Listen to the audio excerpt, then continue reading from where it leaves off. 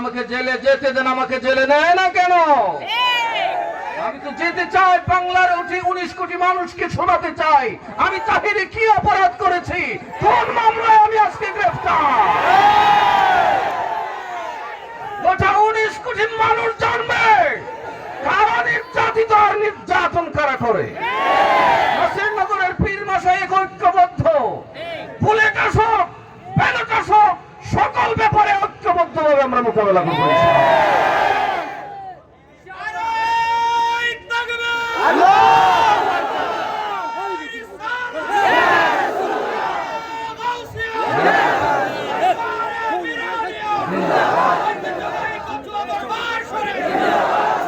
এই দরবারে যত তরফ আমার বাবাজি বলেছেন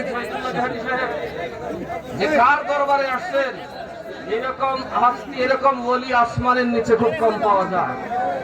এই যিনি আসছেন খন্দকের পিসাব কেবলা ওনার আব্বাজান হযরত সৈয়দ আলহাজ নাসিরুল হক মাসুম সাহেব রহমাতুল্লাহ আলাইহি, উনি বলতেন আমাকে এই ধন এই মর্যাদা দিয়েছেন সরাসরি মিরান শাহ তাঁতের রহমাতুল্লাহ।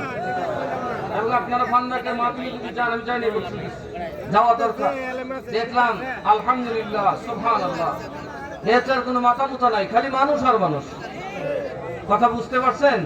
এবং খন্দকের গ্রামের মানুষ যে সহযোগিতা করে আলহামদুলিল্লাহ, আমার গ্রামের আমার বাচ্চা ছাড়া আমার ভাইয়েরা যুবকেরা যদি আমাকে সহযোগিতা করেন, ইনশাআল্লাহ ইনশাআল্লাহ এক পীর দ্বারা যেমন একটা গ্রামকে একটা জেলা থেকে মানুষ বেশি চিনে, এই কচুয়াকে গোটা বাংলাদেশের মানুষ বহির্বিশ্বের মুসলমান একটা জেলা নয় বাংলাদেশ থেকে বেশি চিনবে ইনশাআল্লাহ। আমরা হুজুর কিবলা যদি আমাদেরকে দোয়া করেন, আমরা যেহেতু যোগ্য আওলাদ পেয়েছি, যোগ্য উত্তরসূরি পেয়েছি, কথা বলুন ঠিক না বেছে?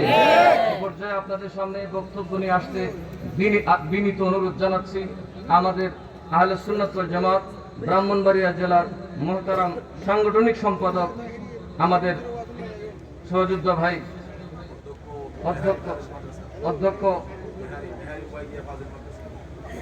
অধ্যক্ষ নুরুল ইসলাম খান শাহিন ভাই।